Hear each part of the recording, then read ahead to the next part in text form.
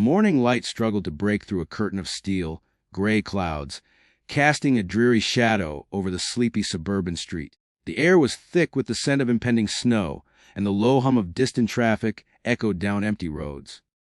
A sharp chill had descended, turning the already dreary weather into an assault of freezing rain that slashed against anything in its path.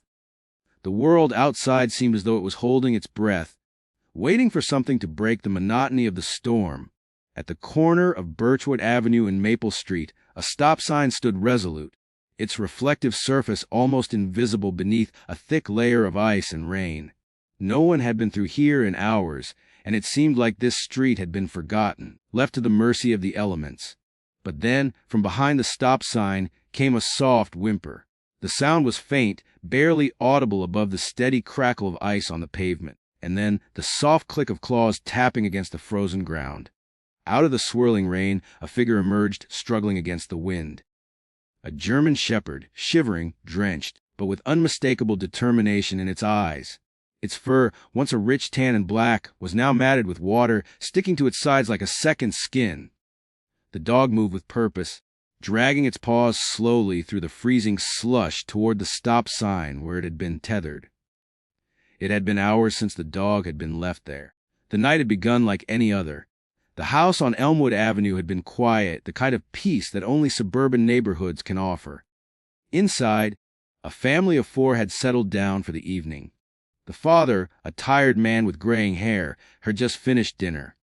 The mother, her face drawn with the fatigue of daily life, was cleaning up the kitchen, while the children, 2 teenagers, one in high school and the other in middle school, were upstairs, absorbed in their own worlds.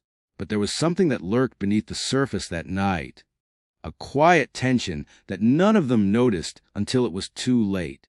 The father had been toying with the idea of getting a dog for months. His family had grown distant from one another, each of them trapped in their own struggles, their own lives. He thought a dog could fix it. A dog could bring them closer, teach the kids responsibility, help with his own isolation. So when the local animal shelter had an adoption event, he convinced his family to come with him. They walked through the shelter's long, sterile halls, the smell of bleach and dog food mixing in the air. His son was interested in a golden retriever, the type of dog that was gentle and calm, perfect for a family pet. His daughter had gravitated toward a small terrier that wagged its tail furiously as she approached its cage.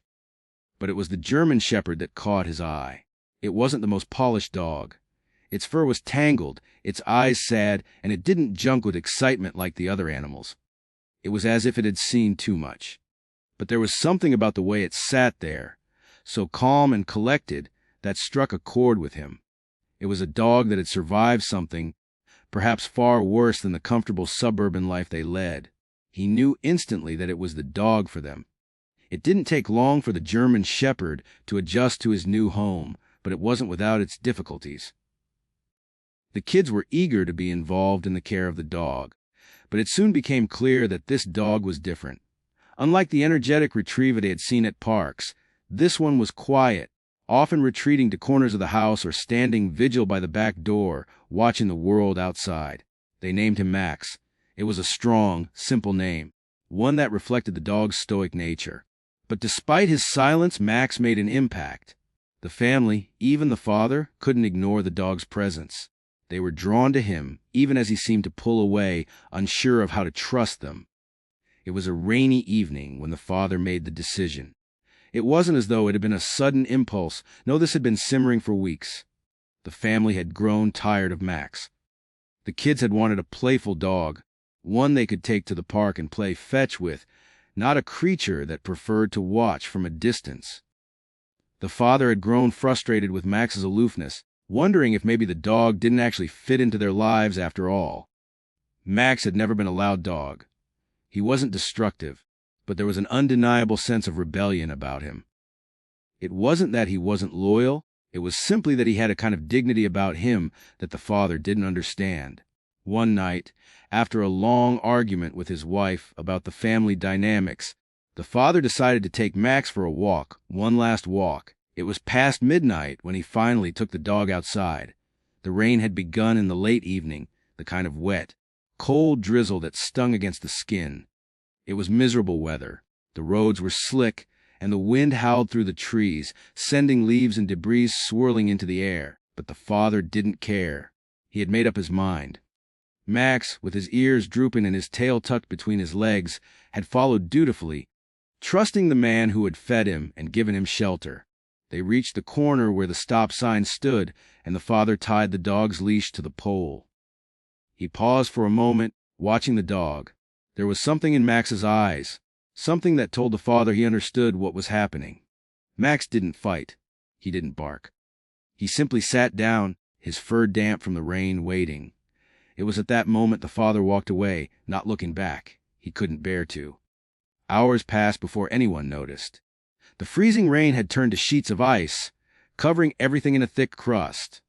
The world seemed desolate, and the only movement on the road was the occasional car speeding by, oblivious to the quiet, desperate figure tied to the stop sign. Max didn't move. He was cold, his paws stiff, but he still wagged his tail, even though no one was there to see it. He didn't understand why he had been abandoned, but he understood that he wasn't going to give up. It was a young woman, a local journalist named Emily, who first saw Max from her apartment window. The freezing rain had picked up again, turning the streetlights into faint halos of light, and she had been struggling with her own sense of helplessness in the wake of a recent breakup. But then she saw the dog.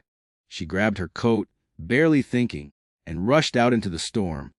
She didn't know what she was walking into, but the sight of that lonely German shepherd, tied to the pole, his tail still wagging despite the odds, was enough to move her.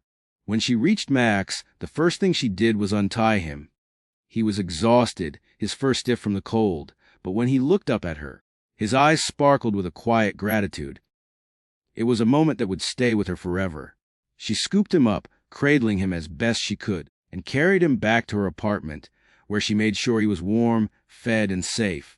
Emily posted about Max on social media the next morning, with a picture of the dog resting in her arms, wrapped in a thick blanket.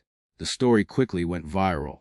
The message was simple. This German shepherd was left tied to a stop sign in freezing rain, but he's still wagging his tail, waiting for someone to care. The community rallied around Max, some offering to adopt him, others helping with his medical care. The story tugged at the hearts of thousands of people who saw the dog not just as a victim of cruelty, but as a symbol of resilience. Eventually, Max found his forever home. Not with the father who had abandoned him, but with Emily, the woman who saw him for who he was, not just a dog, but a creature full of love, waiting to share it with someone who cared. And every time Emily looked at him, she saw that wagging tail, the one that had never given up.